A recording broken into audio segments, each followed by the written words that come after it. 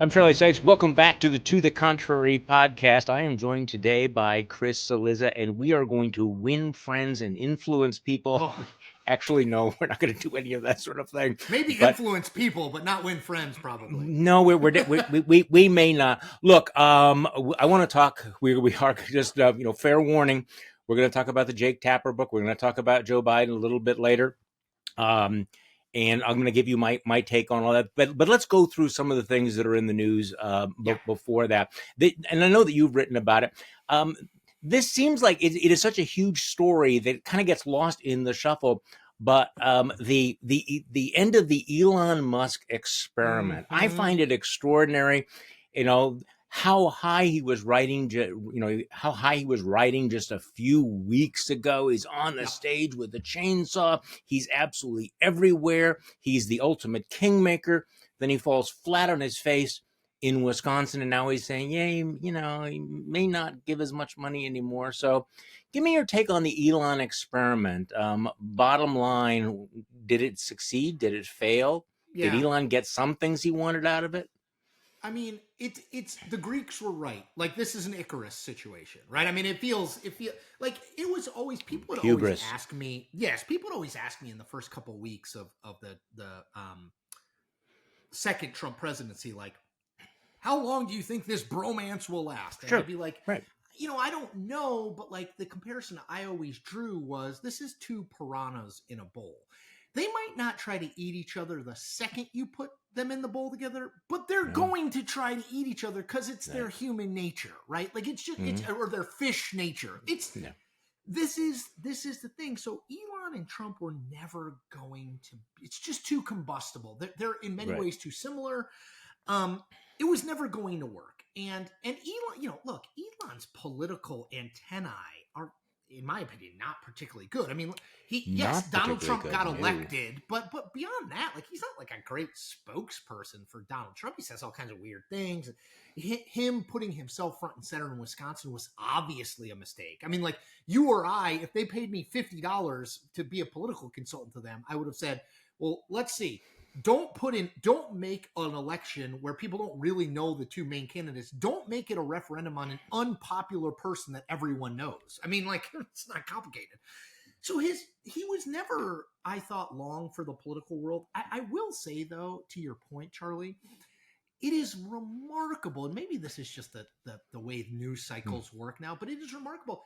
He was utterly ubiquitous 2 months ago. Everywhere. He's Right. doing the Oval Office thing with the kid on his shoulders, and he and Trump are doing this co-press conference. He's He's on the running the stage like he's cabinet meetings. He's there in the right. cabinet. Right. I mean, he's everywhere. And now he is literally nowhere. I just did, just because I was interested. I always think these Google search trends things are interesting, like Yeah. pieces of data, because everybody uses it. And it's like, what's the level of interest in him? It was in the end of January, February, everyone was searching for him all the time. And now it's like nothing. And he's just kind of slinked off the stage. And I do think it was a combo of things. I think politically it was the Wisconsin state Supreme Court race Big. where he clearly was a loser. I mean, like, Yes. and again, you could have seen that coming a mile off, but he was clearly a loser.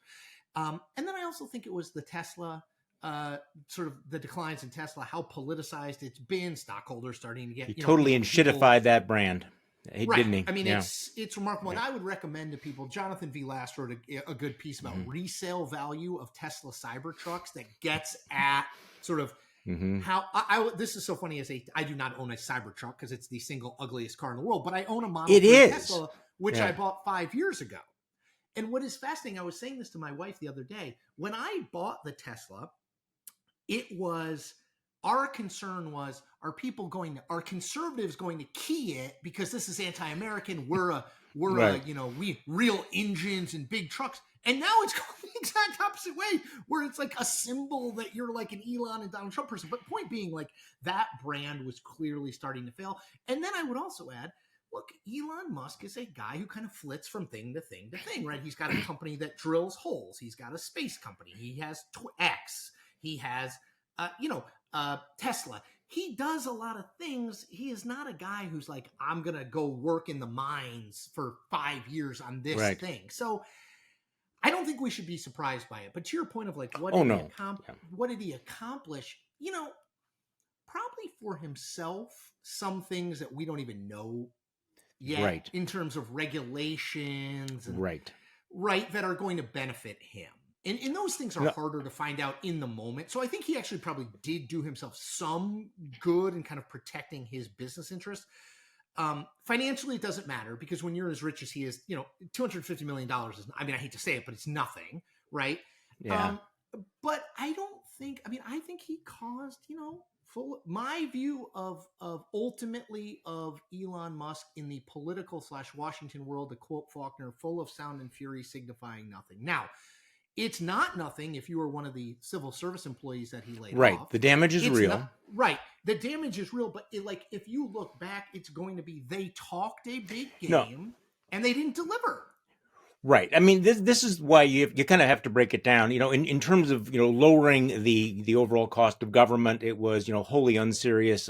Failed miserably. The $2 trillion turned out to be just a fraction of that. However, he did do damage. There's no question about it. We're going to see that damage. We're already seeing that damage. I think with the FAA, we're going to see it with FEMA and a variety of things. Yes. But to your knowledge, is, you know, since we're getting wonky here, you know, Icarus, who flew to close to the sun, there was that element of hubris that Elon Musk was the smartest man in the world. And you could see that he was puffed up, that he was not only the richest man in the world, he controlled Twitter. He was going to Mars. He elected the president of the United States. He spent $290 million, and all he got was that stupid red hat. But he was always tone deaf about the politics. And as you're right, there was no way there was room for more than one ego. But in terms of his own personal brand, you would think about what his image was as this world bestriding, you know, genius. You know, he thought he was Iron Man, which I've written. He thought he was Iron Man. He turned out to be Zoolander. And so, just a little bit of a digression, though. You mentioned, though, the Cybertruck, and it was almost as if when he enshittified Tesla, that the scales dropped from everybody's eyes, and everybody went, "Wait, that is the ugliest fucking truck we've ever seen. It looked like it was designed by kindergartners with crayons." And it was like, before that, it was like, yes, but it's Tesla, it's Elon Musk, and now people are going, "Wait, this is just a piece of shit. It's just junk." When I see someone driving it, I immediately think less of them. Not because I hate Elon Musk, but because I'm like, what led you to think, like, we can debate whether a Hummer is, you know, a smart purchase or not. But like, I get it, a big muscle car, like Corvette, whatever. It's just so damn ugly. This has nothing to do with it. Like, the only thing that I can think of why you would buy it, because it's not cheap, right? But why you would buy it is, at this point, it's like a virtue signaling thing, right? Yeah, it's kind of like, or the opposite of whatever that is. Yeah, right, whatever. I don't know, but it's become this brand identifier. But I'm like, look, man, just as somebody who likes nice looking things and doesn't like ugly things, it's hideous. It is really hideous. Okay, up close, and I was like, what are we doing here, man? No. Yeah, no, I saw one driving by the other day. Okay, so let's talk about the other big story, and I have to admit that I don't get into the weeds of congressional action, because I feel it's these elaborate kabuki dances inside of kabuki dances. But the big beautiful bill, they're ramming it through. Donald Trump went up to Capitol Hill to twist arms. Your take on what's going to happen? My default setting is they're going to get something passed at some point, because they have to. I don't know 100%. What it's going to be.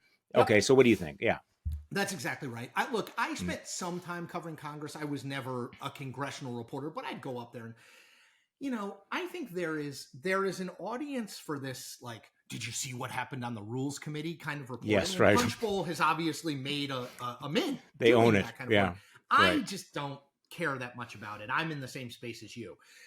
I think exactly what you think.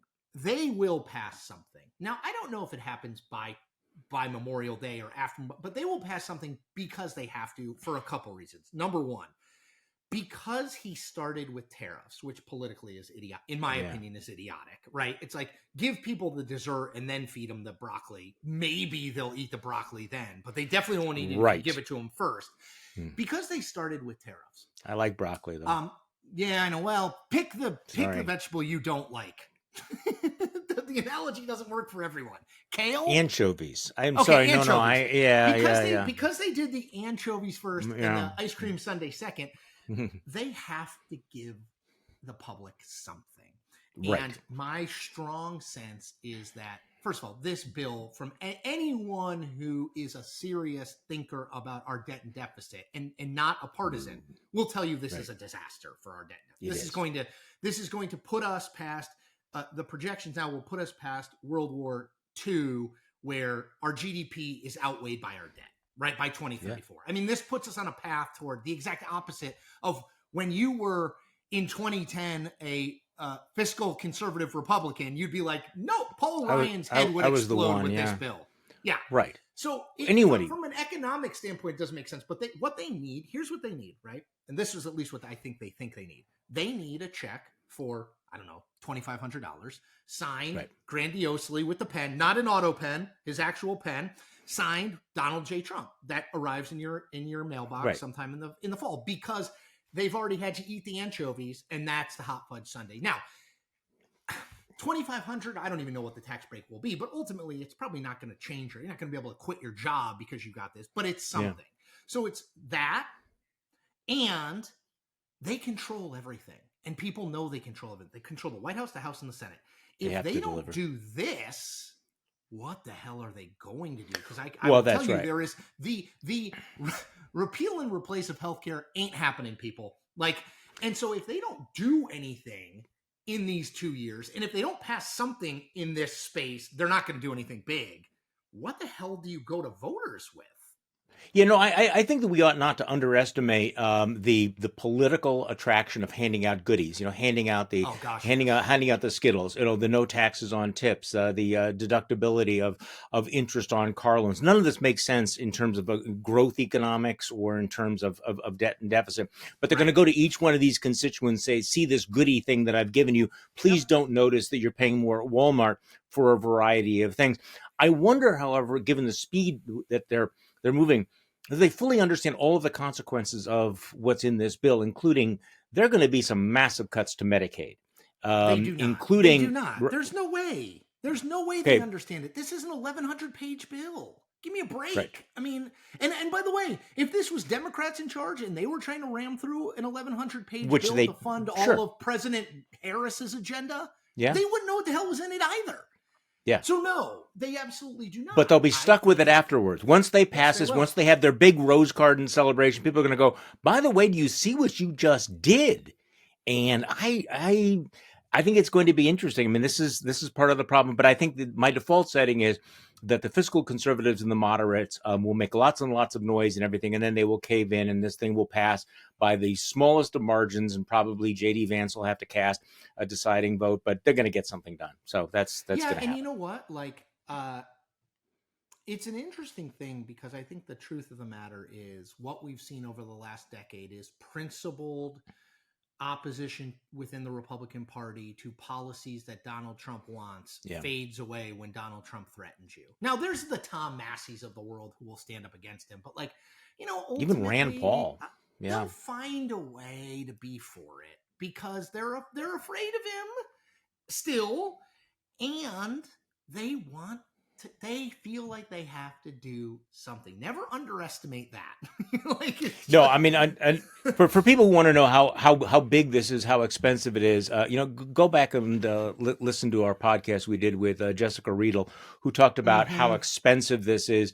That this is take the 4 biggest bills that were passed over the last 4 years, and add them up, and this is bigger in many ways, bigger spending, so much for fiscal conservatism. Okay, so here one other thing. Charlie, before, can I just make a quick recommendation since you mentioned Jessica Riedel? Yeah. She wrote a great, going back to Elon, she wrote a great piece about Doge and what actually for the Atlantic. The Doge website for the Atlantic. The Doge website says they've saved $170 billion. It's first of all, that's way less than $2 trillion, which is what Elon said they were going to do. But regardless, it's very unlikely even that number is accurate. And she does a really nice clinical, nonpartisan job of just saying, here's what we know, and here's why there's reason to be suspicious. Just to recommend. I don't know her, but just to recommend. It was a great piece. No, I would also I would second that. Okay, so last night or this morning, this new study came out from this polling group Catalyst. Yeah. This is widely viewed. This is not a fringe thing. That lays out some really, I would say, some gobsmackingly alarming numbers if Yes. you're a Democrat for how Trump managed to win people who had also voted for Barack Obama, which again, get your head around all of that. And it documents the losses among men, the losses among young people, the losses among minorities. So I know that you talked about that Yeah. yesterday. Give me your sense of a I mean, basic bottom line of what this is telling Democrats. so I still think there are a lot of Democrats, and I want you to, if I'm wrong, I mean, I always try to, I don't want to caricature either side because I think that's one of the things that we have wrong with our politics. So if you think this is wrong, I want you to tell me. But I do think there are a lot of Democrats who even now, right? Donald Trump twice elected president. I think Right. there are a lot of Democrats who you ask them like, how did this happen? Mm-hmm. They will do some, and I'm oversimplifying and paraphrasing, obviously, but Right. I think they'll do some combination of like, well, there's a lot of dumb, racist, misogynist, old white Yep. guys out there, right? Yep. Okay, that like Right. is the broad analysis, and I'm always like, Trump got 78 million votes. Like it wasn't just old white guys who hate women or who hate black people. Like, yeah, did some of those people vote for Donald Trump? Oh, 100%. They were there, but that's not the whole But story. it's not 78 million people. So Yeah. what this shows to me, I mean, the most amazing stat I cite to people all the time is Donald Trump won 1 in 3 non-white voters in 2024. I mean, that is stunning. Given who he is, what he has said, what he has done. I mean, I always go back, I think it was in 2016 where he said, look at my minority over there, or look at my black. And it was like a black Right, guy. right. I remember like my that. Latino or whatever. Like, Yeah. this is a guy who clearly views minority groups as kind of like, just in mass, right? No nuance, right. No context or anything. He won 1 in 3 non-white voters. If you look at the charts in there, I think the story is not just he did better among men than he did in 2020, which he did. He did better among young people, 18 to 29-year-olds, than he did in 2020, which he did. The real growth for him is Hispanic men, Latino, Hispanic women, Asian and Pacific Islanders, urban voters or young urban voters. So it really is in a lot of ways like Barack Obama's coalition. Our friend Amy Walter pointed this out. I know Barack Obama's coalition. Like if you had to name, okay, what's Obama's coalition? It would be affluent white people, Hispanic and black voters, young people, right? Like those are basically the kind of three legs of the stool. Women. Well, women with Trump, non-white voters. Now he didn't win them, but he was way more competitive, particularly among Latinos.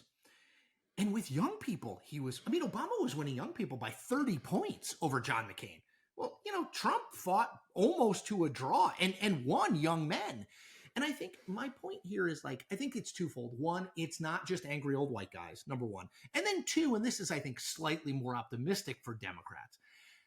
It is not clear to me that anyone not named Donald Trump could build that coalition, right? Like, because he is sort of this larger than life celebrity figure. He has been in sort of our cultural conversation for decades. It's hard to hear. It's true, but so it's like, I don't know that JD Vance is that same appeal to 18 to 29-year-olds. Maybe. I mean, I genuinely don't know. So I think that would be the best thing for Democrats out of this. At the same time, what I would say is look, the electorate that elected Donald Trump in 2024 would have overwhelmingly, the same people would have overwhelmingly reelected Barack Obama in 2012, more so than he won. More so than he won in 20. I mean, it's stunning. The electorate got less white and younger, and the Republican won. So the paradox here is a bit that on the one hand, this is a success for Donald Trump, but I want to focus on the fact, and Democrats have to come to grips with this, that this is documented failure. objective Yes. failure. That Yes. and you know where I come from on Donald Trump. I mean, I have spent probably, I wanted to say literally, but I've spent the last 10 years every day telling people how bad Donald Trump is, how deplorable Donald Trump is, going through his crimes, going through everything. And yet he won the election, but that also meant that Democrats now, 2 out of 3 presidential elections, have failed to beat this guy. And I think the fundamental question Democrats have to ask themselves, particularly the Democrats who understand just how horrible and how dangerous Donald Trump is, how is it they cannot beat this guy? And the thing about American politics is, and I'm not saying this to you, you don't, but I mean, just to walk through this to we're getting to our next topic. It's not an up or down referendum. It's not Trump or not Trump. You have to have an alternative. The Democratic Party has failed to provide an alternative that could defeat the most dangerous, I think, toxic political candidate in American history. And so Democrats really do have to ask themselves, okay, what went wrong? How did we lose to this guy? How did we lose these voters? And I think this gets back to, this debate about, can we walk and chew gum at the same time? Can we say Donald Trump is the worst, and I'm saying this, I'm not speaking for you, it's the worst president ever, is an existential threat to democracy. But we need to have a conversation about why the Democrats, in effect, handed him the White House back. And I am really struck by the vitriol and the anger of people aimed at Jake Tapper and others who said, look, we can walk and chew gum at the same time. We can talk about the dangers of Trump, but really we have to ask, what did the Democrats do that handed the White House back to him? And does it go back to the fact that Joe Biden, whatever you think about him, God bless him, and we pray for his family and everything, that Joe Biden was not up to the job. So, let's just talk about this book. You have, you've taken a lot of flack for this. I literally have it sitting here. So let's start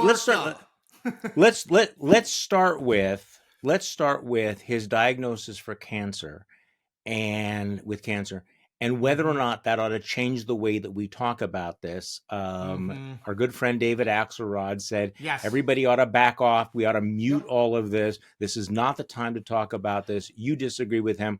Yeah. Why not? Shouldn't there be kind of a pause, like, okay, the guy's got serious cancer. We can't bash and beat on him anymore. What do you think? I guess I don't disagree that there could be a some level of pause, and that may be ultimately what Axe was trying to get at. I think the quote got, parsed up a bunch. What I would disagree with is, because of this diagnosis, we need to move. We should not discuss this book. We should not discuss what's in the book. We should not discuss the documentation in the book from reporting by 2 very whatever you think. I mean, I always say this: you can like or not like Jake. You can like or not like Alex Thompson. They're both like real serious reporters who are trying to do it right. The documented evidence in the book over and over again makes clear that there was evidence, at least in 2022 and maybe as far back as 2015, that things weren't great with Biden and his physical and mental well-being. I don't think that the diagnosis cancels all that out. I really don't. I think that I think we can do 2 things, which is I think we can acknowledge, yes, this is awful. Joe Biden has had a blessed life in a lot of ways, President of the United States, but also a cursed life. He lost a child. He lost 2 children, right? He lost one at a very young age, his daughter. He lost his wife. He lost Bo, his son. In Bo was, I think, a little older, younger than me, 45 at the time. I mean, there is a tragic arc to Joe Biden, and I think that we can acknowledge that. At the same time, I'm gonna do it for my own life. I always say this to people. I always say, if you don't like me, don't say nice things about me at my funeral. It's totally fine. You don't have to like me. It's not a requirement. Just because you die or get sick doesn't mean if you and I were at daggers drawn and knock on wood, tomorrow I got some terminal diagnosis, I would not want Charlie Sykes to be like, you know what, Chris Lillis is a great guy. Because you don't think I'm a great guy. If you didn't yesterday, you don't tomorrow. Like, my point is like, we can. I might send you a bottle of bourbon. I mean, just because I'm a Midwestern nice guy. Yes, you're from the Midwest, and that's why you're good people. my point is like these two things they are interrelated, but they shouldn't change. What we are talking about is, did the sitting president of the United States, a person, the most powerful person in the world, who was running for a second term until he was pushed out of the race, to be clear, right? He did not voluntarily get out. He was pushed out of the race. Huge political story. Yeah. Was this person someone who his staff should have said, it might be time to go? If the shoe was on the other foot and we were talking about Donald Trump or Mitt Romney or George W. Bush, I don't think liberals would be like, all right, well, let's move on because he has prostate cancer. Like, I don't, nor do I think they should. Okay, so I'm reading a lot of the comments, everything, people saying everybody needs to shut up. It's litigated. He was old. We knew he was old. Why do we need to talk about Donald Trump is Hitler? Yeah. Well, yeah. Well, yeah. Why are you not talking about Donald Trump? And again, I want to like underline this, that I talk about Donald Trump every single day. Me too. Okay. Me too. Every single day. So this is not like, well, why are you not spending time talking about Donald Trump's decline? Okay. But here's, you did a breakdown of the book and you said my favorite paragraph, and I think I got it right here. The White House responded to any, basically, how they deflected the criticism. The White House responded to any question about Biden's age by pointing to Trump's seemingly unhinged behavior on the campaign trail. But Trump's limitations did not mean that Biden's deserved less scrutiny. Biden was the sitting president, and he was struggling to not only keep a robust schedule, but also articulate his thoughts in public and private. Okay, now here, let me give you my breakdown on all of this, because, and I understand that a lot of people do not want to talk about this. I think, look, this is only irrelevant. People say, well, it's history. It's ancient history. He's old. We knew he was old. Can we talk about something different? Okay, well, it's only irrelevant history if it could never happen again. And what I'm seeing is all these voices saying, let's not talk about it. Let's never raise these questions. We have people in the media who are saying, shut up. By the way, what a weird flex that is for media people saying, shut up, don't cover this story. We have people in the media who are criticizing people for talking to reporters about, say, John Fetterman or about others. We had a congresswoman, or I think it was a Republican congresswoman, Kay Granger, who just disappeared. She was in an assisted living memory care home. And no one said anything about it. So the question, and I think people ought to ask themselves, given this bubble mentality, given this denial, this groupthink, this tribalism, if in fact we have a Democratic candidate for president who might have, I don't know, advanced prostate cancer, are we going to tell people about it? Or is like, shut up, don't mention this, do not talk about it. So I think the fundamental question here, and you've really gone into this book in great detail. I'm listening to it on Audible. Was this a cover-up? Was it a conscious cover-up by the Politburo? Now, there's a lot of evidence that what we saw in public was bad, but what we saw in private was worse, and they went out of their way to conceal it. But if there was a cover-up, it was a dumb cover-up, it was a failed cover-up, and it was a credibility-destroying cover-up. So let's just go through this. Dumb, because if in fact there was this decline and you really did think that Donald Trump was an existential threat, correct, then by trying to cover it up, it was self-defeating. Yep. It was also a failed cover-up because every poll that I've ever seen shows the vast majority of American voters knew there was a problem. They saw it with their own eyes, yep, right? So clearly people, you had not succeeded in it. And obviously, when he came out on that stage for the debate, it all fell apart in a dramatic way. I mean, it was all. And as a result, now the Democrats have had their credibility really shredded on all of this because you weren't honest with us. And so after all of this lecturing about post-truth and how we can't have alternative facts, we have this entire ecosystem out there saying, shut up, don't talk about all this. So I actually think that, yes, there was a cover-up attempt by the Politburo, by the inner circle. But the bigger story was the denial, the delusion, the groupthink, and the tribalism among Democrats, and they need to wrestle with this. And you and I both know this, and you probably know this more than I do, but that every time you raise the issue, and I raised the issue from 2021 on, we were absolutely flooded with the flying monkeys who said, shut up, shut up, shut up, stop talking about this. We know he's old. If you raise the issue of his age, you're helping Donald Trump. And that kind of that was more powerful, I think, than anything that the inner circle did, which was the Democrats just did not want to hear it. And they shouted down and demonized anyone that raised it.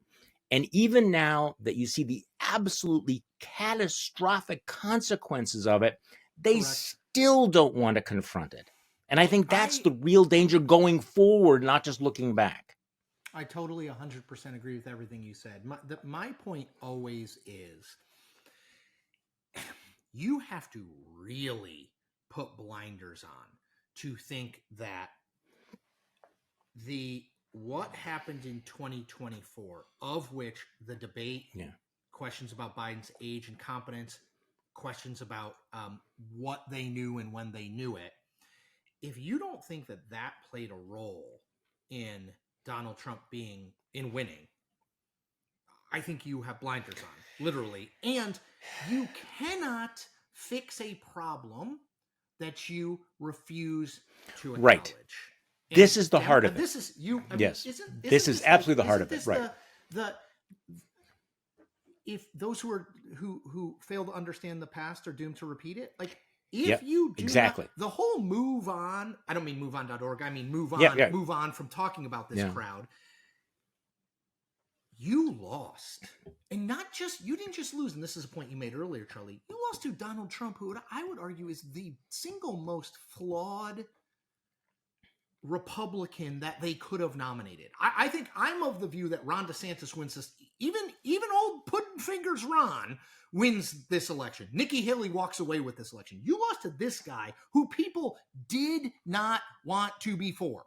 Okay? You lost to him. You did not take over the House. You lost the Senate majority. You have a minority of governorships in this country. You have a minority of state legislatures in this country.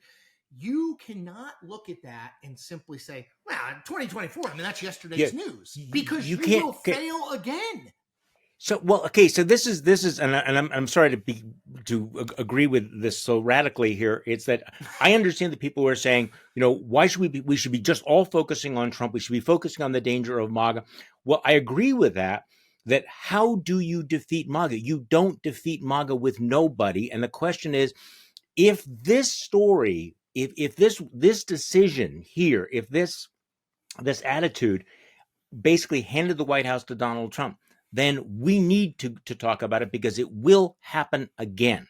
If you don't actually honestly address it, it will. And in fact, you see this happening already with kind of that bubble around John Fetterman. And it's some of the same people, and again, media people, who are saying, don't talk about all of this. So here's my big question, though.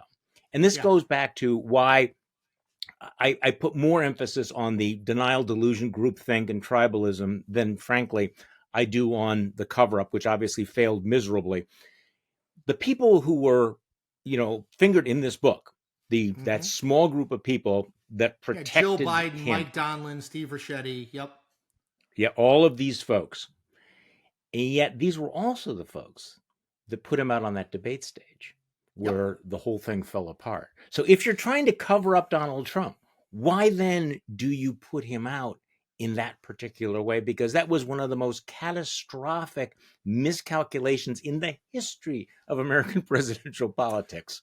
So when I can't ever answer a question, my friend Tony Kornheiser, channeling Don Ohlmeyer, who was once the head of Monday Night Football at ABC, longtime ABC executive. Don Ohlmeyer told Tony a long time ago, and Tony has passed it on to me, and I think about it all the time.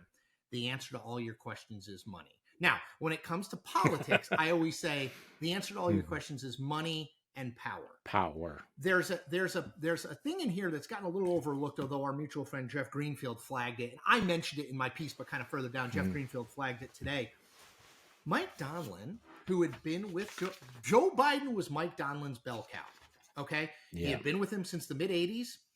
Mike Donlin demanded $4 million to work from February. $4 million. That's correct. Million. $4 million to work from February to November to leave the White House and work on the campaign. $4 million. Now, this is at a time when I think Jen O'Malley Dillon made the campaign manager. I think she made like $250,000 or $300,000 for the whole thing, which is not nothing, but it's not $4 million. Yeah. And Biden was like, pay it. Jill Biden. Guess what Jill Biden liked doing? Being the first lady. Right? Like, I just think these people who had bet it all on Joe Biden, and that bet looked like it was not going to, if you told me after Obama sort of emerges as a nominee in the summer of 2008, like, well, that's it for Joe Biden. He ran for president, he ran for president twice, didn't really go anywhere either time. I'd be like, that makes sense. Well, they suddenly, particularly after 2016 where he didn't run, they suddenly got another bite at the apple that him included, never thought they were going to get.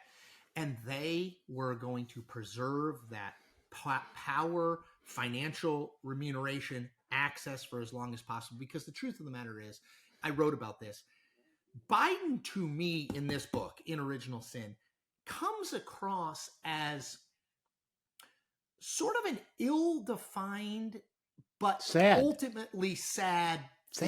He's what I compared it to is like, you called him fuzzy presence, a light touch. He's present but not really there. Which is weird, right? Because the book is President Biden's decline, its cover-up, and his disastrous choice to run again. Like, it's obviously about Joe Biden. He is the central character of the book. Yeah. And yet, he's not really. I compared it, I think, in writing about it to when you and your siblings are having a conversation about your dad or your mom, like, oh, I think it's time to put him in a home. And they're there, but they have no agency. It feels like the major players in this book are Jill Biden, Steve Ricchetti, Mike Donlin, this guy, Bernal, who I didn't even know about. Last name is Bernal, who was a Jill Biden person. Right. He's not really an active player. Now, that's his fault, right? At the end of the day, for whatever reason, whether it's age, whether he didn't want, whatever, he's the president of the United States. He's the buck stopper, right? But I ultimately kind of felt badly for him because I mentioned this in my write-up, the words that kept echoing through my head. Remember how Democrats demonized Robert Hur, and when Robert Hur said that, I'm paraphrasing, but that he was a nice old man with memory issues, and they were like, how could you? And all these Democrats piled on, and this guy's political. As I read this book, that description, that one sentence description by Robert Hur is how I felt about Joe Biden. Kind of like a little bit out of it, too old. Like, it's hard for me to read the book and hate Joe Biden. No, like, and because he's not Machiavellian. He's not like scheming. He's just kind of there. And Robert Hur, I mean, I think Democrats owe Robert Hur a massive apology. He was especially when you listen to the tape. And it's funny that there have been a couple of a podcast that I've listened to where they play recordings of the audio from the debate and from this interview, and when you hear it, you really do feel that sense of sympathy. Now, I also understand the defense of people, the pro Biden folks who are saying, look, there's no evidence anywhere, including in this book, that his cognitive decline or his aging affected his decision making. There's no moment you can point to, which is true, but really, it's part of he has good days and he has bad days. That's it. Which, by the way, is the most familiar quote from any family that has dealt with an aging parent. And it's very clear in this story and everybody's account that, yes, when he was on, and I will admit State that of the Union speech. I was going to mention the State of the Union speech, but then afterwards, he would sort of disappear. And that this is the problem of being president. Is not just what legislation you sign. It's being a communicator. It's being a leader. The idea that he could have run a successful campaign against Donald Trump was the nicest word I can come up with, naive. The idea that he could run and win that campaign from behind because he was losing in the polls and then serve another 4 years. That's what's delusional. Now, what it all comes back to, and let's go back to the Original Sin, because I want to bounce this off you. There are other people who say, well, the real original sin is the fact that people put up with this and tolerated this because there was no plan B. Because everybody said that, well, if it's not him, it's going to be Kamala Harris, and she's a disaster. So there's a case out there, people saying the real original sin was his selection of Kamala Harris to be his vice president, because everybody regarded her as simply not a viable option. And I remember this commentary. Yes, this is bad. This is, he's clearly in decline, but there is no plan B, because it's either Biden or it's going to be Kamala Harris, and that's going to be a disaster. That played a huge role. And as you point out, one of the things that comes through in this book is Biden never really believed in Kamala Harris, No. did he? Never. No, I mean, a couple things. To me, if you want to go all the way back, I think this is ultimately the failure of the early 2020s strong Democratic push in identity politics. Because think about how we got here, right? Let's rewind I don't know if rewinding the tape doesn't even work anymore. People don't understand. There was once a VHS machine and you press rewind. We are dating ourselves. Let's go back in history. When you dial the phone. Be kind, rewind. When you go back, when did Joe Biden make the pledge about picking a female, guaranteeing he would pick a female vice president in a debate with Bernie Sanders? Why did he do that? Because he was worried that the identity politics left would not accept him if he didn't do it. To me, it all grows from there. I think it is ridiculous to lock yourself into, I'm cutting off 50% of the population. And I don't care whether he wouldn't say this, but I'm going to pick a white guy to be president, whatever. Like, no matter what it is, I think it is ridiculous. So it goes back a little to that, but also don't pick someone that you don't think could be president. He clearly did not think she was up to it. I think that was evident throughout the term. There's a bunch of stuff in the book where Biden is basically he calls her a quote unquote work in progress. It was clear to me, I think two decisions were heavily influenced by his and his inner circle's lack of trust in Harris. Number one, the decision to run again. Now, I think the decision to run in 2024 was largely driven by, you know what? Being president's a great fucking gig. Like, there are downsides to it, but if you're Joe Biden, who has been running to be president since you're in 1987 and you're finally president, are you really going to be like, you know what? And the people around him too, right? I mean, again, his Politburo, all of their power emanates from him being in that job. All the eggs are in that basket. Okay. Right.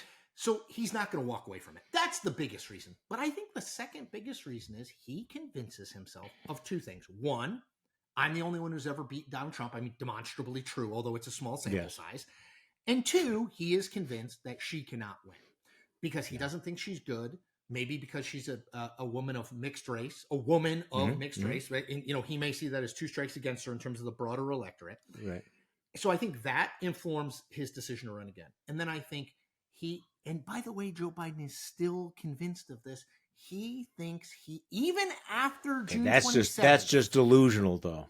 That's so delusional. After June 27th, he is convinced he would win and she would not. Go to The View a week and a half ago where he's doing this. He and Jill are trying to pre-butt the release of this book, effectively. Right. And he says, number one, he wasn't surprised that she lost. And two, he doesn't give a direct answer to this, but he has said as much around it that he thinks he would have won. He would not have won. No chance he was going to lose. Let's say June 27th never happened. Let's say he would have lost spectacularly. He would have lost. And the losses down ballot would have been much, much, much worse. He was losing. I mean, this is the thing I don't get. He was at 30. I looked at this. There was a Gallup poll June 1st to June 20th or something before the debate. He's at 38% approval. He is behind Trump in every single swing state. Now, he's not behind by 10, but he's behind. After June 27th, it would have been an absolute avalanche. There's just nothing out there that suggests that's not the case. And yet he continues to do it because he doesn't think that much of her. He does not think she would win. Prior to June 27th, he did not think she would win. After June 27th, and he thinks in his weird way that this is all, the loss is proof he was right.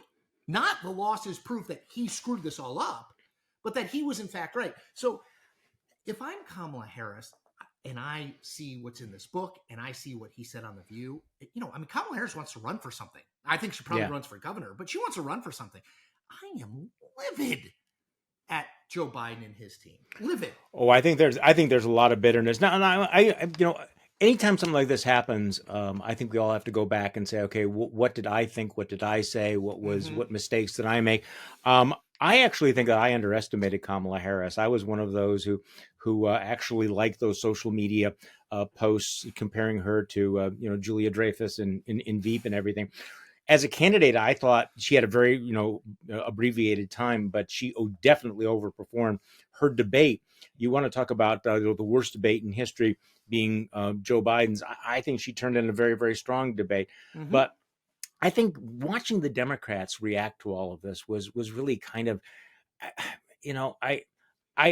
I'm by the way, so I'm sort of confessing that I had bought into the no plan B, but my mantra throughout 2023 and 2024 was the prime directive right now in American politics is not to reelect Joe Biden. It is to keep Donald Trump from power. And Yep. maybe that's the never Trump part of me, which is like, don't focus on, it cannot be about Joe Biden. So there were a lot of, Joe Biden fanboys. There were a lot of never Trumpers who decided that Joe Biden was, the best president in our lifetime. He's so fantastic. Let's not criticize him. And I think, no, this is not about Joe Biden. It is about defeating Donald Trump. And I think people took their eye off that ball. And as a result, what you were left with was this hollowed out figure who, and again, what Democrats were doing at a certain point was this massive gaslighting, telling millions of voters, ignore the evidence of your own eyes. Now, I'm hearing all the people saying, well, we should be focusing on Donald Trump's, cognitive decline. Well, look, you're not. Let's assume that Donald Trump, is in fact, in severe cognitive decline. Let's not get into that right now, but let's say that he is. You're never going to successfully make the case if you're a Democratic Party that is on record ignoring Joe Biden and still in denial. What is your credibility? So I think there's a lot of bullshit conspiracy theories about his cancer diagnosis. But one of the reasons why those have been fed is because, well, wait, if you have been misleading us or covering something up for years, why should we give you the benefit of the doubt? So losing credibility has long-term implications, huge, not just historical, but in the moment and going forward. I want to make two quick points. To yours. Number one, people always say conservatives and Trump people will bash me, and I'm sure you too, and they'll be like, you think everything Donald Trump says is not true, and you blow everything out of proportion. I say, look, let's just take it out of the Donald Trump context. If I have a friend who tells me that he's gonna buy me a vacation home in the Bahamas, right, and he's like, I'm buying it next week, and every week he doesn't buy it. Well, at some point, I'm like, that guy is not credible. Donald Trump, whatever you think of him, lies all the time. He just does. I mean, like, I don't even mean that as a partisan statement. It is a well-documented fact. He says stuff all the time, whether it's insane asylums are dumping people here. There's no one left in the prisons in Congo. He said that yesterday. Like, so when someone doesn't tell the truth all the time in your life, you are disinclined to believe the next thing they tell you is true. Okay. Why does that matter vis-a-vis Biden? Exactly what you said. In the book, it's documented that when in 2014 or 2015, Beau Biden had already had brain surgery. The Bidens had a doctor come out and publicly say he has a totally clean bill of health when they knew that wasn't the case. Okay. Right. So, and then the book documents the cover up of, I believe, active cover up, successful or not, attempted cover up of some sort of clear, more bad days than good days, or a lot more bad days that happened with Joe Biden. So when Joe Biden comes out and says, oh, well, prostate cancer, it just happened. Like, yeah, I think there's reason for skepticism because liars lie and people who obfuscate about health. That's point one. Point two is I just really struggle with the lack of intellectual consistency and intellectual honesty. Just because it's the guy, you cannot say, you mentioned this earlier, I don't know how you can hold these two ideas in your head, and I didn't understand it in 2024, and I don't understand it now. You said, rightly, the argument for many Democrats was Biden isn't perfect, but Donald Trump is an existential threat to our way of life, our democracy, etc. Which I believe was true then and true now. Yeah. If he is truly an existential threat, you cannot hold that fact, which I think many people genuinely believe, and believe now, to your point, with, well, we're going to nominate this guy who we know is too old and has bad days. No! If he is an existential threat, you have to do anything and everything to beat him. and nominating Joe Biden or allowing Joe Biden to go through this process until it became clear he couldn't go through the process anymore. It can't be both things. Donald Trump can't be an existential threat to democracy, and we're going to nominate this deeply flawed guy who a majority of the American public thinks is too old and doesn't want to vote for.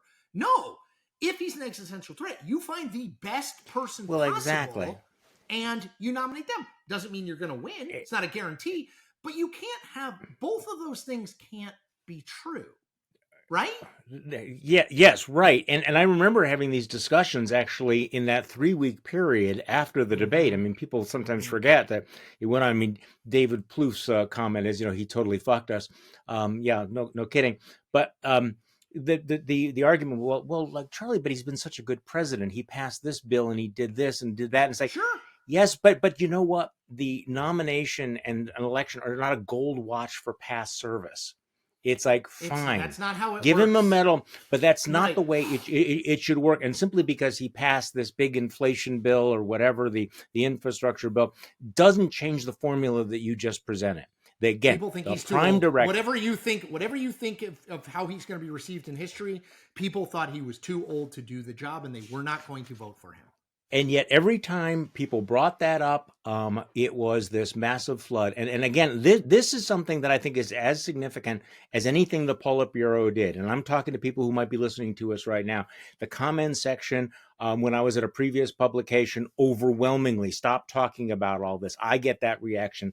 You get that reaction. Stop talking about it. Don't bring it up. So it's one thing to have a cover-up. The cover-up never would have gotten off the ground if you had not had this vast ecosystem of people who said, we need to create this bubble, we need to make this bubble as tight as possible, and we cannot let any, we can't open our, the possibilities, which is why, again, you ended up with Kamala Harris having a 100 and some day campaign, which I thought she overperformed on, but it was not ever going to happen. Well, to get back to your, in retrospect, you started this Biden conversation, we journalists must walk and chew gum and be able to. So must partisans. If I go back to this, I think you and I have talked about this. I don't know if we've talked about it publicly, but we've talked about it privately. I know. Yeah. If you boil down in 2016 and 2024, the final closing message of Hillary Clinton and Kamala Harris, and I've seen this.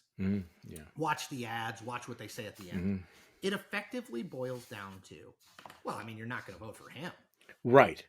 And yes, in fact, they will vote for him. And this gets to your point of it is not enough.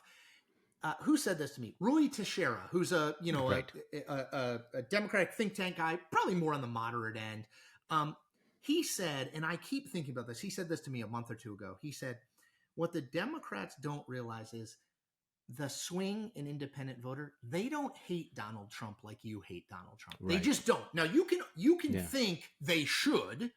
You can think they should think he is an active threat to democracy, but they don't.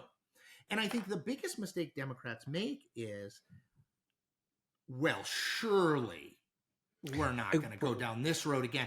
And the truth is, you must have a proactive agenda. Just saying Donald Trump is Hitler, Donald Trump is a dictator, it will work to make you a shit ton of money on Substack. It will work to get you a shit ton of followers on YouTube. It will not work to elect a Democrat president of the United States. And that to me is, you must understand that. They do not hate him like you hate him. And therefore, you must make a proactive argument that goes well beyond, well, I mean, Donald Trump is the other guy. Like, well, exactly. I mean, and if Democrats are going to go in 2028 to, well, you don't want this again, I would argue that won't work either. It might work in 2026. And that's why that's why the lesson needs to be learned, because of course, I would like, voters to have come to that conclusion. I mean, but I also understand the limitations of all of that.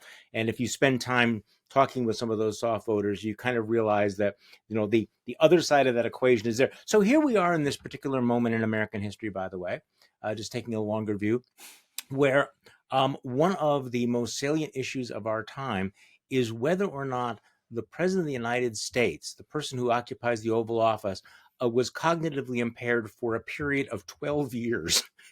We're now having a debate where there are legitimate questions over whether or not the man with the finger on the nuclear button was too old and cognitively impaired, and asking this question from 2017 on. If you're a Democrat, you're asking it about Donald Trump. If you're a Republican, and asking it about Joe Biden, which is bizarre. So we'll see where this all this shakes out.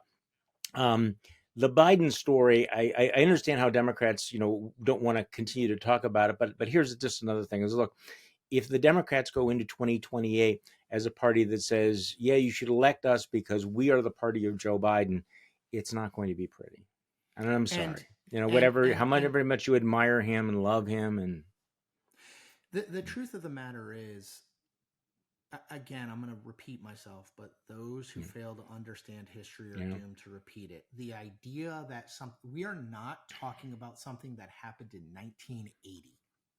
We are talking about something that happened in less than a year ago, November. And whose consequences are being felt every day now. I mean, you can't answer the question, how did we get to this moment? Why is this happening to us now? What is happening to America? Well, if this is the trigger, then for God's sakes, definitely talk about it. Talk about it. I always say to people, what problem in your life, okay, take it out of politics. What problem in your life has ever gotten better by ignoring it? Like, oh, I have this lump on my leg. No, I'm sure it'll be fine. We're not going to talk about it. It doesn't, that's not how, or you have a psychological thing, right? An issue with your parents or your kids. Nothing ever gets better until you resolve the problems from the past. And by the way, sometimes the very long ago past, not the 2024 past, until you address it in a fulsome way. There is just sticking your head in the sand and saying, everyone who voted for Donald Trump did it because they're racist, sexist, who hate America. I'm sorry, that's not a conclusion that will get Democrats where they want to be, which is back in some semblance of control and back to being a party that people trust. We haven't even talked about this, Charlie, but I always mention this to my Democratic friends. The Democratic brand, based on polling, is in worse shape today than it has been arguably in 40 or 50 years, and maybe ever. That is not an accident. That is not that does not exist in a vacuum. That doesn't have to do with exactly what we spent the second half of this podcast right. talking about. Well, okay, so I just want to clarify my position here, because I'm not in a position to recommend to Democrats you should have this position or that position, because of course I'm not a Democrat. I am not a progressive. My advice to Democrats is do whatever you have to do that is smart, that will make you stop Donald Trump or stop MAGA. You need to figure out how to win. And whatever will help you win is probably a good idea. And the things that are scratching your ideological id, or that play within your bubble that will not help you win, are bad ideas. So I understand that. And here's the Democrats have this real significant problem. They will recognize in the abstract they have a gerontology problem, right? It's too old, and they need to move to a younger generation. Well, you're not going to be able to solve the gerontology problem unless you kind of come to grips with the Joe Biden problem, but also the moving to the younger generation. And here I'm going to piss everybody off. This is not going to solve your problem if your answer to this is AOC and David Hogg and Kat Abu and these other folks who could not win an election in any majority-making swing district in America. And that's my only word on all of that. So, Chris, I'm just going to leave it at that. I think, again, I understand why people want to solely focus on Donald Trump. I think he is undertaking the most radical attempted expansion of executive power we have ever seen. Things he is doing today will have ripple effects, not just next year, but a decade from now. I think he is fundamentally altering American politics for the bad. I agree. That is not enough. That is not a get out of jail free card for Democrats. Again, maybe it will be in 2026, but it will not be in 2028. You cannot be against Donald Trump.